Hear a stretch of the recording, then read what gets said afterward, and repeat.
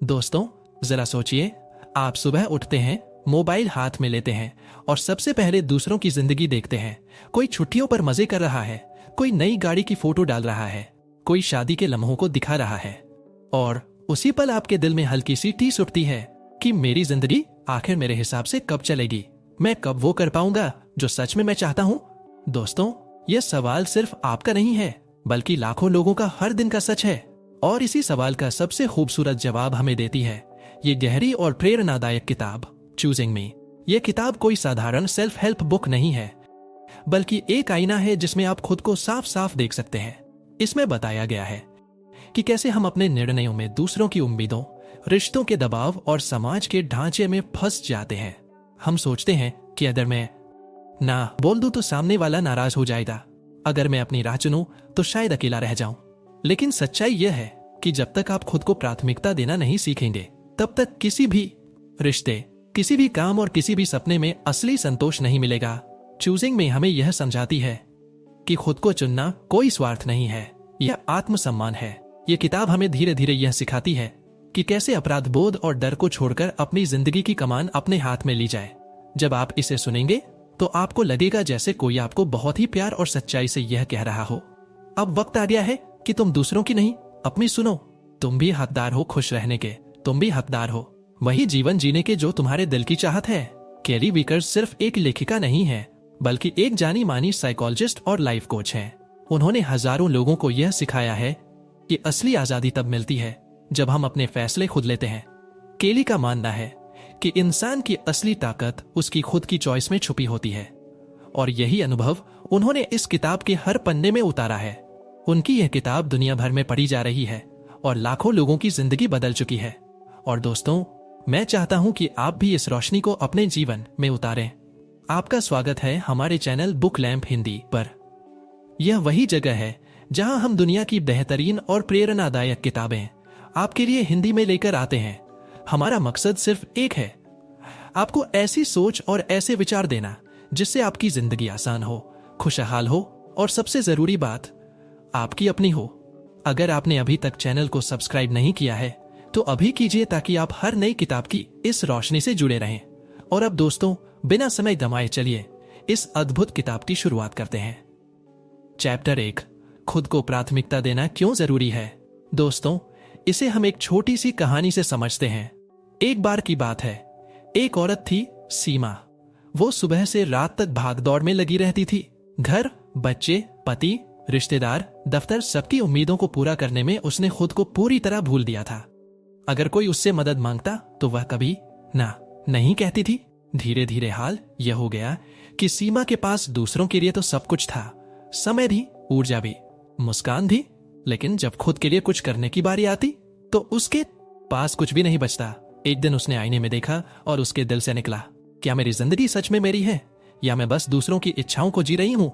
दोस्तों, यह कहानी सिर्फ सीमा की नहीं है, यह कहानी हम सबकी है। हम में से ज्यादातर लोग दूसरों को खुश करने में इतने व्यस्त हो जाते हैं कि खुद को चुनना ही भूल जाते हैं।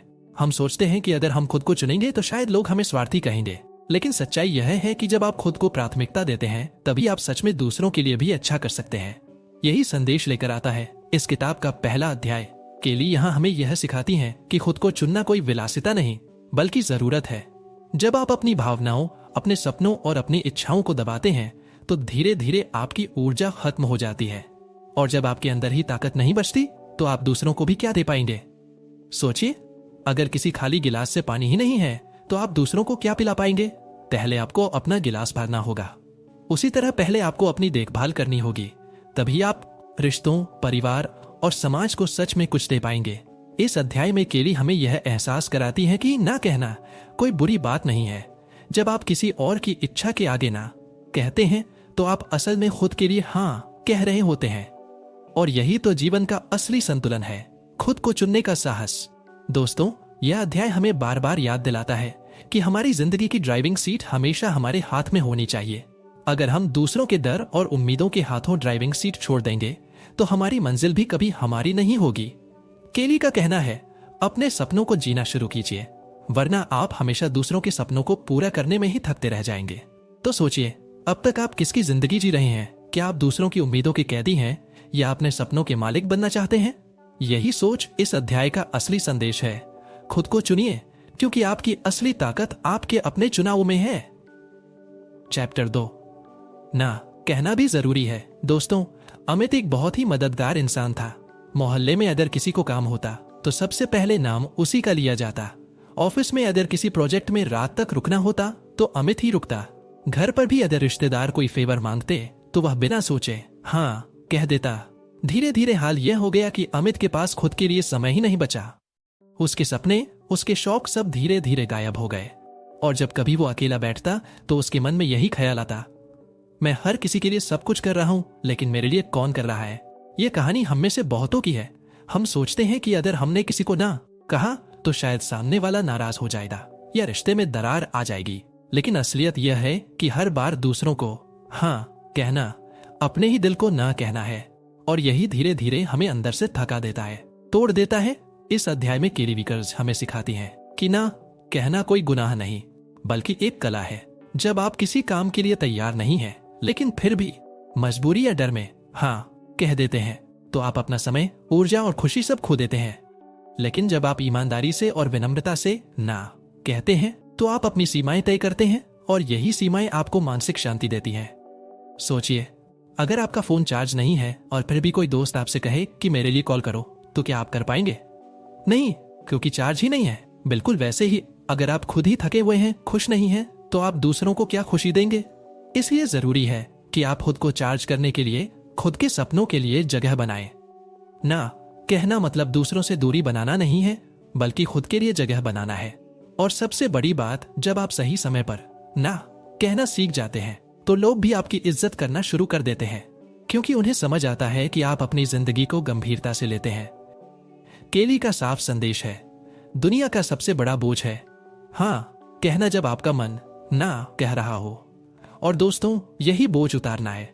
तो आज से कोशिश कीजिए कि जब भी आपका दिल कहे मुझे यह नहीं करना, तो आप हिम्मत से कहें, माफ कीजिए, मैं यह नहीं कर पाऊंगा। शुरू में मुश्किल लगेगा, लेकिन यही छोटी छोटी ना आपको बड़ी आजादी दिलाएंगी। याद रखिए, दूसरों को खुश करना बुरी बात नहीं है, लेकिन अगर उसमें आपकी खुद की शांति और खुशी खो रही है तो वो खुशी असली नहीं है। असली खुशी तब है जब आप दूसरों के लिए भी तभी करें जब आपके पास सच में देने के लिए जगह और ऊर्जा हो। तो दोस्तों, यह अध्याय हमें यही सिखाता है, ना कहना दरअसल खुद से हाँ कहना है, और यही असली आत्मसम्मान है। चैप्टर 3, अपने दिल की आवाज सुनना। दोस्तों, चलिए इसे भी एक छोटी सी कहानी से समझते हैं। रिया बचपन से ही पेंटिंग करना चाहती थी। रंगों से खेलना, कैनवास पर अपने ख्याल उतारना, यही उसका सपना था। लेकिन उसके पापा चाहते थे कि वो डॉक्टर बने। डॉक्टर बनेगी तो इज्जत भी मिलेगी और पैसा भी। यह बात हमेशा उसके कानों में गूंजती रहती। रिया ने अपनी पढ़ाई मेडिकल में कर ली, परीक्षा भी पास की, नौकरी भी पाई। बाहर से सब कुछ परफेक्ट लग रहा था, अच्छी नौकरी, अच्छी सैलरी, सबकी नजर में सफल। लेकिन अंदर से वो हर दिन टूट रही थी, क्योंकि उसके दिल की आवाज कभी मेडिकल कॉलेज से नहीं आई थी, वो तो हमेशा रंगों में छिपी थी। एक दिन उसने हिम्मत की और अपनी जिंदगी का सबसे बड़ा फैसला लिया। उसने अपनी नौकरी छोड़कर पेंटिंग को अपना करियर बना लिया, और तभी पहली बार उसने महसूस किया कि जिंदगी सच में उसकी है। दोस्तों, यही तो असली बात है। हमारे दिल की आवाज हमेशा हमें रास्ता दिखाती है, लेकिन अक्सर हम उसे सुनते नहीं। कभी समाज के डर से, कभी परिवार की उम्मीदों से, और कभी असफलता के डर से।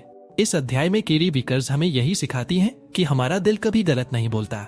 दिमाग हमें लॉजिक और डर दिखाता है, लेकिन दिल हमें सच्चाई और खुशी की ओर ले जाता है। फर्क सिर्फ इतना है कि हम में हिम्मत कितनी है उस आवाज को मानने की। सोचिए, जब आप किसी काम को करने बैठते हैं और आपका दिल भारी हो जाता है, वो इशारा है कि यह रास्ता आपका नहीं है। और जब आप किसी छोटे से काम में भी खुशी महसूस करते हैं, समय का पता ही नहीं चलता, वो इशारा है कि यही आपकी असली राह है। समस्या यह है कि हम बचपन से यही सीखते आए हैं कि दूसरे क्या कहेंगे। इसी चक्कर में हम खुद से पूछना ही भूल जाते हैं कि मुझे क्या चाहिए। और दोस्तों, जब तक ये सवाल हम खुद से ईमानदारी से नहीं पूछेंगे, तब तक सच्ची शांति हमें कभी नहीं मिलेगी। केली का कहना है, दिल की आवाज वही कंपास है जो हमें हमारी असली मंजिल तक पहुंचाता है। अगर आप उसे अनसुना करेंगे तो जिंदगी आपको बार बार रोककर यही कहेगी, अभी भी देर नहीं हुई है, अपनी राह चुनो। तो दोस्तों, यह अध्याय हमें यह एहसास कराता है कि अपने दिल की आवाज को सुनना, उसे मानना और उस पर चलना ही असली बहादुरी है। क्योंकि दुनिया में सबसे मुश्किल काम है सबकी उम्मीदों को किनारे रखकर अपनी उम्मीद को थामना। याद रखिए, जब आप अपने दिल की सुनते हैं तो शायद रास्ता आसान नहीं होगा, लेकिन वही रास्ता आपको वो सुकून देगा जिसकी तलाश पूरी दुनिया में हर इंसान कर रहा है। तो आज से कोशिश कीजिए, हर फैसले से पहले अपने दिल से पूछिए, क्या यह सच में मेरी चाहत है? अगर हाँ है तो उसे पूरे दम से अपनाइए। यही इस अध्याय का संदेश है। दिल की आवाज दबाइए मत, वही आपकी असली पहचान है। अध्याय 4, डर और अपराध बोध से कैसे निकलें। दोस्तों, सोनाली एक समझदार और मेहनती लड़की थी। उसके पास एक अच्छी नौकरी थी और सब उससे बेहद खुश थे, लेकिन उसके दिल में हमेशा एक सपना पल रहा था, अपना छोटा सा बेकरी कैफे खोलने का। जब भी वो किसी बेकरी में जाती तो सोचती, काश यह जगह मेरी होती जहां मैं अपने मन के केक और ब्रेड बनाती। लेकिन जैसे ही यह ख्याल आता, उसके साथ ही डर और अपराध बोध भी आ जाता। डर कि अगर मैंने नौकरी छोड़ दी तो क्या होगा, अगर मैं असफल हो गई तो, और अपराध बोध कि परिवार मुझ पर भरोसा करता है, उनकी उम्मीदें मुझसे जुड़ी हैं, क्या मैं उन्हें तोड़ दूंगी। इन दोनों के बीच वो सालों तक फंसी रही। और दोस्तों, यही डर और अपराध बोध ज्यादातर लोगों को उनकी असली जिंदगी जीने से रोक देता है। इस अध्याय में केली विकर्स हमें बताती हैं कि डर और अपराध बोध इंसान के सबसे बड़े दुश्मन है। डर हमें भविष्य की नकारात्मक कल्पनाओं में बांध देता है और अपराध बोध हमें अतीत की बेड़ियों में कैद कर देता है। दोनों मिलकर हमें वर्तमान से दूर कर देते हैं, जहां असल जिंदगी जी जाती है। सोचिए, जब आप किसी फैसले को लेने से पहले बार बार यह सोचते हैं कि लोग क्या कहेंगे, तो आप डर के कैदी बन जाते हैं। और जब आप अपने लिए कुछ अच्छा करना चाहते हैं लेकिन सोचते हैं कि अगर मैंने यह किया तो किसी को बुरा लगेगा, तो आप अपराध बोध की जंजीरों में जकड़ जाते हैं। केली कहती है कि हमें सबसे पहले यह समझना होगा कि डर और अपराध बोध दोनों ही हमारी कल्पना की उपज हैं। डर उस चीज से होता है जो अभी हुई ही नहीं है, और अपराध बोध उस चीज से जुड़ा है जो पहले ही हो चुकी है और जिसे हम बदल नहीं सकते। दोनों ही हमारे कंट्रोल में नहीं है, लेकिन हमारी जिंदगी वह तो पूरी तरह हमारे कंट्रोल में है। याद रखिए, जब भी आप डर और गिल्ट के कारण रुकते हैं तो आप अपने सपनों से समझौता करते हैं, और सपनों से समझौता करने का नतीजा होता है अधूरी जिंदगी। मान लीजिए, अगर कोई बच्चा साइकिल चलाना सीखना चाहता है तो क्या वो गिरने के डर से कभी सीख पाएगा? बिल्कुल नहीं।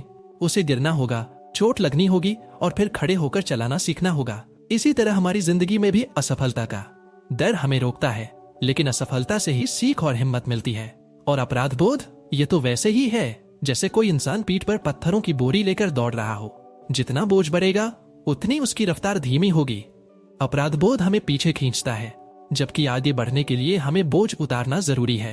केली हमें इस अध्याय में यह सिखाती हैं कि जब आप खुद के लिए कोई फैसला लेते हैं और किसी को बुरा लगता है तो इसका मतलब यह नहीं कि आप गलत हैं। इसका मतलब बस इतना है कि आपने पहली बार अपनी सीमाएं तय की है, और यह अपराध बोध का नहीं, गर्व का विषय होना चाहिए। तो दोस्तों, डर और गिल्ट से बाहर निकलने का सबसे आसान तरीका है हर बार खुद से यह पूछना, क्या मैं यह फैसला डर की वजह से ले रहा हूँ या सच में अपनी चाहत की वजह से? अगर जवाब डर है तो उसे छोड़ दीजिए। अगर जवाब दिल की आवाज है तो बिना झिझक उसके पीछे चल पड़िए। इस अध्याय का सबसे खूबसूरत संदेश यही है, डर और अपराध बोध आपको कैदी बनाते हैं, लेकिन चुनाव आपको आजाद करता है। चैप्टर 5, रिश्तों की उलझन और मैं की पहचान। दोस्तों, एक लड़की थी, राधा। वो हमेशा सबको खुश रखने की कोशिश करती थी। माँ की उम्मीदें पूरी करना, दोस्तों के लिए समय निकालना, ऑफिस में हर किसी का काम संभालना, यहाँ तक कि रिश्तों में भी अपनी जरूरतों को पीछे रखना। बाहर से देखने पर उसकी जिंदगी परफेक्ट लगती थी। चारों तरफ लोग थे, हंसी मजाक था, कामयाबी थी। लेकिन जब रात को अकेली होती तो एक सवाल उसे काटने लगता, मेरे लिए कौन है? मैं खुद अपने लिए कब खड़ी हो पाऊंगी? रिश्ते हमारी जिंदगी का सबसे अहम हिस्सा होते हैं। परिवार, दोस्त, साथी, ये हमें सहारा देते हैं, हमें अपनापन महसूस कराते हैं। लेकिन कई बार हम इन रिश्तों को निभाते निभाते खुद को खोने लगते हैं। हम अपनी पसंद, अपने सपनों और अपनी पहचान को दांव पर लगा देते हैं ताकि सामने वाला खुश रहे। यही वो जाल है जिसमें सबसे ज्यादा लोग फंसते हैं। केरी इस चैप्टर में बताती हैं कि हेल्दी रिलेशनशिप और सेल्फ सैक्रिफाइस में फर्क होता है। हेल्दी रिश्ता वो है जहां दोनों पक्ष एक दूसरे को स्पेस देते हैं, समझते हैं और साथ में बढ़ते हैं। लेकिन सेल्फ सैक्रिफाइस का मतलब है लगातार अपनी जरूरतें, अपनी इच्छाएं और अपने सपनों को दबाना, सिर्फ इसलिए ताकि दूसरा नाराज ना हो। और जब ये सिलसिला लंबा चलता है तो अंदर से इंसान खाली होने लगता है। लेखिका एक बहुत गहरी बात कहती है, अगर कोई रिश्ता आपको खुद से दूर कर रहा है तो वो रिश्ता असल में आपके लिए सही नहीं है। हमें ये समझना होगा कि सच्चा रिश्ता वही है जहां आप बिना डर के अपनी बात कह सकें, अपनी जरूरतों को सामने रख सकें और जहां आपका ना कहना भी उतना ही इज्जत से सुना जाए जितना आपका हाँ। ये चैप्टर हमें ये सिखाता है कि हर रिश्ते की नींव बाउंड्रीज पर टिकी होती है। बाउंड्रीज का मतलब है साफ साफ ये तय करना कि आप किस चीज में सहज हैं और किस में नहीं। जब आप अपनी बाउंड्रीज बनाते हैं तो आप सामने वाले को ये मैसेज देते हैं कि आप खुद की इज्जत करते हैं। और यकीन मानिए, जो लोग आपको सच में चाहते हैं वो आपकी बाउंड्रीज को समझेंगे और उन्हें स्वीकार करेंगे। राधा जैसी कई कहानियां हमें याद दिलाती हैं कि रिश्तों में खोकर खुद को भूल जाना सबसे बड़ी गलती है। प्यार, दोस्ती और परिवार बहुत कीमती है, लेकिन उससे भी कीमती है आपका खुद से रिश्ता। जब तक आप खुद से जुड़े रहेंगे तब तक ही आप दूसरों से भी सच्चे दिल से जुड़ पाएंगे। इस चैप्टर का सार यही है, रिश्तों को निभाइए लेकिन अपनी पहचान खोकर नहीं। खुद को चुनना स्वार्थ नहीं है बल्कि जरूरी है। चैप्टर 6, डर से बाहर निकलना और हिम्मत से जीना। दोस्तों, जिंदगी में सबसे मुश्किल काम अक्सर कोई बड़ा काम शुरू करना नहीं होता बल्कि वो पहला कदम उठाना होता है, क्योंकि उसके रास्ते में हमेशा एक चीज खड़ी होती है, डर कि लोग क्या कहेंगे, डर कि अगर असफल हुए तो क्या होगा, डर कि कहीं सब कुछ छूट न जाए। यही डर हमें अंदर ही अंदर तोड़ता है और हमें वहीं रोक देता है जहां से हमारी असली यात्रा शुरू होनी थी। अब सोचिए, अगर डर हमारे हर फैसले पर ताला लगा दे तो क्या हम कभी सच में अपनी जिंदगी जी पाएंगे? यही सवाल हमें इस किताब चूजिंग में के 6ठे अध्याय तक लाता है, जहां लेखिका केली विकर्स हमें बताती हैं कि खुद को चुनने का असली मतलब है डर के बावजूद आगे बढ़ना। इस समझ को आसान बनाने के लिए चलिए छोटी सी कहानी से शुरुआत करते हैं। अर्जुन नाम का एक लड़का था जिसे बचपन से पेंटिंग का शौक था। रंगों में वो अपनी दुनिया ढूंढ लेता था, लेकिन जैसे जैसे बड़ा हुआ उसे बार बार यही सुनाया गया, पेंटिंग से पेट नहीं भरता, इंजीनियरिंग ही करना पड़ेगा। अर्जुन का मन हर बार कांप उठता और वो ब्रश रख देता, लेकिन अंदर से उसका दिल कहता, क्यों नहीं, क्या मैं इतना हिम्मती नहीं कि अपनी चाहत जी सकूं? ये वही जद्दोजहद है जिससे हम सब रोज गुजरते हैं। डर हमारी सबसे बड़ी बेड़ियां बन जाता है, लेकिन केरी कहती है कि डर से बाहर निकलने का पहला कदम है उसे स्वीकार करना। जब हम साफ साफ मान लेते हैं कि हाँ, मुझे असफल होने का डर है, मुझे अकेले पड़ जाने का डर है, तब डर का जादू टूटने लगता है। डर हमेशा हमें सबसे बुरी तस्वीर दिखाता है, जबकि असलियत में ज्यादातर डर कभी सच भी नहीं होते। और यही फर्क हिम्मत पैदा करता है। हिम्मत वो ताकत है जो कहती है, ठीक है, मैं डर के बावजूद कोशिश करूंगा। जैसे अर्जुन ने आखिरकार डर के बावजूद अपनी पहली प्रदर्शनी लगाई। नतीजा क्या हुआ? लोग उसकी पेंटिंग्स के दीवाने हो गए। उसी दिन उसने जाना कि डर झूठा था, लेकिन उसका हौसला सच्चा। इस अध्याय से हमें यही सीख मिलती है कि डर से भागना नहीं बल्कि उससे होकर गुजरना ही असली जीत है। हर बार जब आप अपने डर को चुनौती देते हैं तो वो छोटा होता जाता है और आप बड़े। याद रखिए, खुद को चुनना मतलब है डर के बावजूद हिम्मत से जीना। चैप्टर 7, रिश्तों में अपनी जगह बनाना। दोस्तों, जिंदगी में हम चाहे कितने भी सफल क्यों ना हो जाएं, अगर हमारे रिश्ते हमें बोझ जैसे लगने लगे तो अंदर से खुशी गायब हो जाती है। अक्सर हम सोचते हैं कि किसी भी रिश्ते को निभाने का मतलब है हर बार सामने वाले की बात मान लेना, उनकी उम्मीदों पर खरे उतरना और अपनी इच्छाओं को पीछे छोड़ देना। लेकिन असली सवाल यह है, क्या कोई रिश्ता तभी मजबूत होता है जब हम खुद को भुला दें? यही सच्चाई हमें इस किताब चूजिंग मी का 7वां अध्याय समझाता है, रिश्तों में अपनी जगह बनाना। सोचिए, एक लड़की थी नंदिनी। उसे हमेशा लगता था कि अगर वो ना कह देगी तो उसके दोस्त या परिवार उससे नाराज हो जाएंगे। वो हर बार अपनी सुविधा, अपने सपने, यहाँ तक कि अपनी सेहत भी छोड़ देती, सिर्फ इसलिए कि सबको खुश रख सके। शुरुआत में सबको नंदिनी सबसे अच्छी लगती थी, लेकिन धीरे धीरे वही लोग उसकी कदर करना बंद कर दिए, क्योंकि जब इंसान खुद की इज्जत नहीं करता तो दुनिया भी उसे हल्के में लेने लगती है। यही जगह है जहाँ केली विकर्स हमें सिखाती है, किसी भी रिश्ते में अपनी जगह बनाना खुद को चुनने का सबसे अहम हिस्सा है। इसका मतलब ये नहीं कि आप स्वार्थी बन जाएं, बल्कि ये कि आप साफ और ईमानदारी से बताएं कि आपको क्या चाहिए, आपकी सीमाएं कहां तक हैं और आप किस तरह से जीना चाहते हैं। लेखिका कहती हैं कि ना कहना बुरा नहीं है, असल में ना वही पुल है जो आपके असली हाँ तक पहुंचाता है। अगर आप हर बात पर हाँ कहेंगे तो एक दिन अंदर ही अंदर थक जाएंगे और रिश्ता भी बोझिल हो जाएगा। लेकिन जब आप ईमानदारी से अपनी जगह साफ कर देते हैं तो सामने वाला भी जान जाता है कि आप सच्चाई से जी रहे हैं। ये अध्याय हमें यह भी समझाता है कि अच्छे रिश्ते हमेशा संतुलन पर टिके होते हैं। अगर सिर्फ एक ही व्यक्ति बार बार समझौता करता रहे तो रिश्ता लंबे समय तक चल नहीं सकता। असली प्यार, असली दोस्ती और असली अपनापन तभी पनपता है जब दोनों इंसान खुद की पहचान बचाए रखते हुए साथ चले। नंदिनी की कहानी आगे बढ़ी। एक दिन उसने हिम्मत करके अपनी माँ से कहा, माँ मुझे आर्ट क्लास ज्वाइन करनी है। मैं थक गई हूँ सबकी बातें मानते मानते। अब मैं वो करना चाहती हूँ जो मेरा दिल कहता है। शुरू में माँ नाराज हुई, लेकिन धीरे धीरे उन्होंने देखा कि नंदिनी अब ज्यादा खुश और आत्मविश्वासी हो गई है।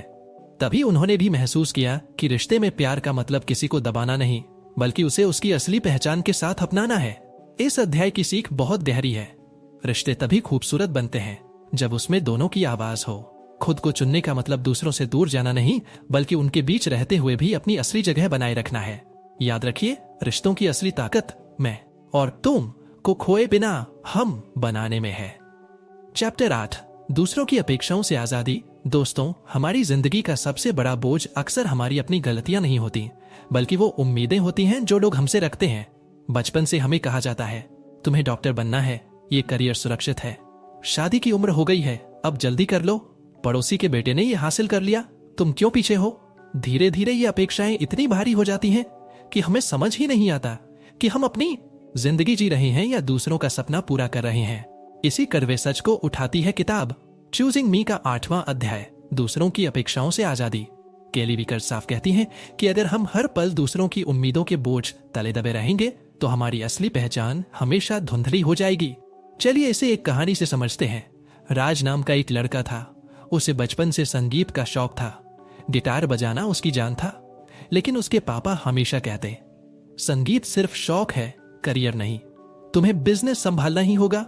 राज ने पापा की बात मान ली और बिजनेस में उतर गया। ऊपर से वो सफल दिखता था, ऑफिस, कार, पैसा सब था, लेकिन अंदर से हर दिन टूट रहा था, क्योंकि उसने अपने असली शौक, अपनी असली पहचान को दबा दिया था।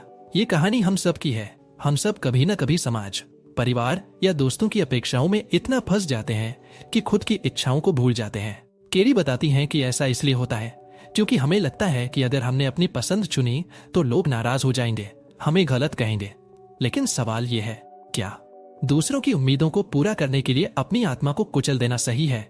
इस अध्याय में लेखिका कहती हैं कि अपेक्षाओं से आजादी तभी मिलती है जब हम दो बातें समझ लें। पहली, लोग हमेशा कुछ न कुछ कहेंगे, और दूसरी, उनकी राय उनकी सोच है, हमारी सच्चाई नहीं। जब हम खुद को चुनते हैं तो हो सकता है शुरुआत में लोग हमें समझ न पाए, लेकिन धीरे धीरे वही लोग हमारी हिम्मत की इज्जत करने लगते हैं। राज की कहानी भी यही मोड़ लेती है। एक दिन उसने ठान लिया कि चाहे बिजनेस चले या ना चले, वो अपना बैंड शुरू करेगा।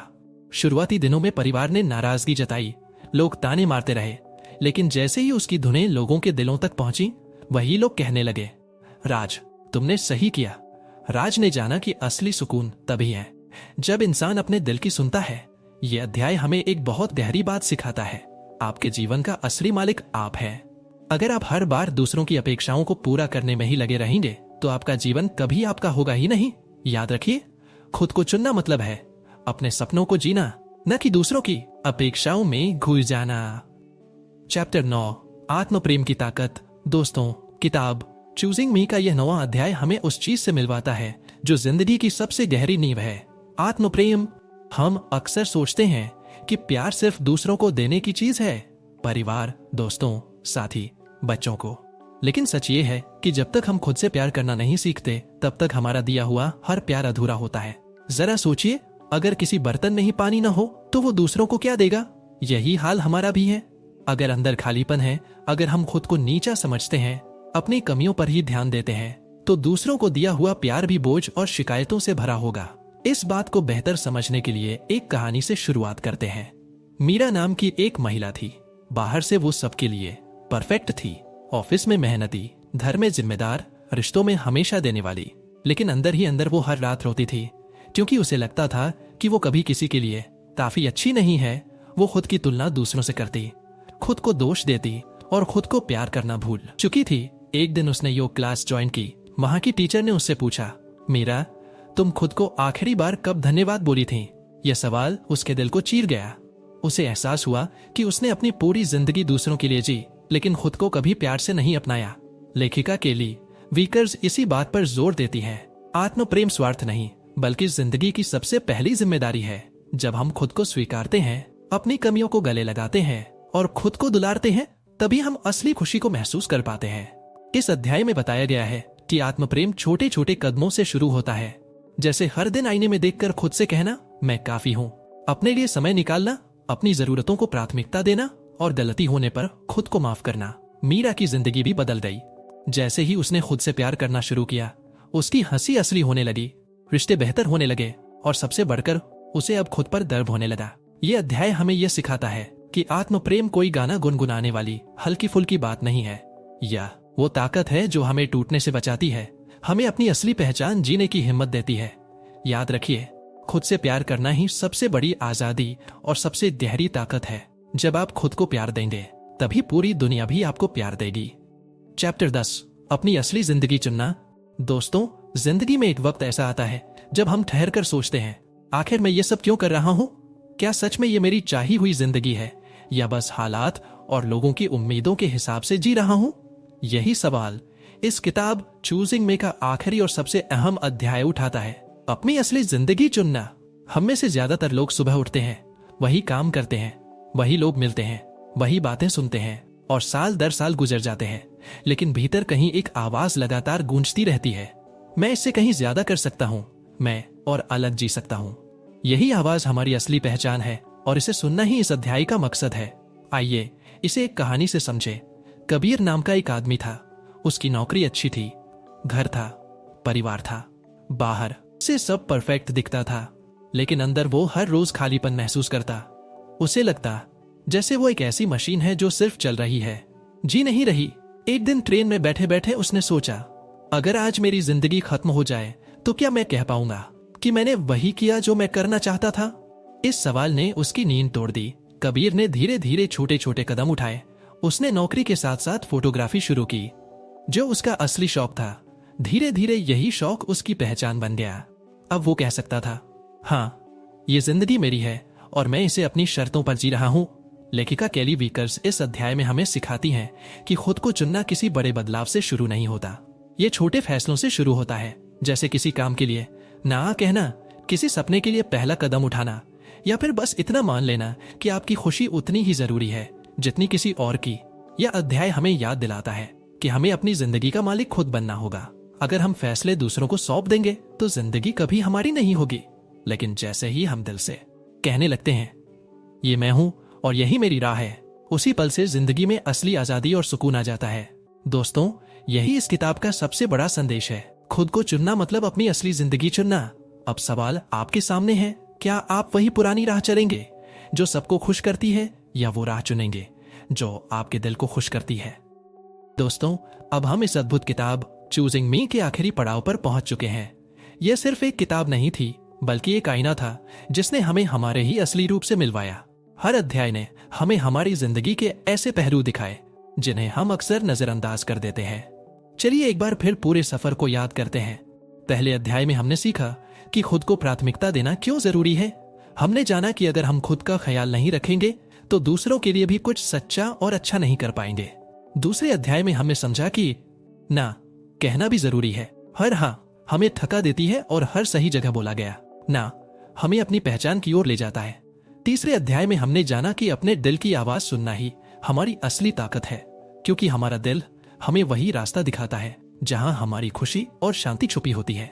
चौथे अध्याय में हमने सीखा कि पुरानी कहानियों और झूठी मान्यताओं से आजादी कैसे लेनी है, ताकि हम दूसरों के बनाए हुए नकली बोझ से मुक्त होकर जी सके। पांचवें अध्याय में हमने पाया कि सच्ची पहचान आत्म जागरूकता से आती है। जब हम खुद को समझते हैं तभी हम दुनिया को सही तरीके से समझ पाते हैं। छठे अध्याय में हमने जाना कि डर से बाहर निकलना और हिम्मत से जीना ही असली बहादुरी है। डर हमेशा झूठ बोलता है, लेकिन हिम्मत हमेशा सच दिखाती है। सातवें अध्याय में हमने समझा कि रिश्तों में अपनी जगह बनाना जरूरी है। जब तक हम खुद की कदर नहीं करेंगे तब तक कोई और हमारी कदर नहीं करेगा।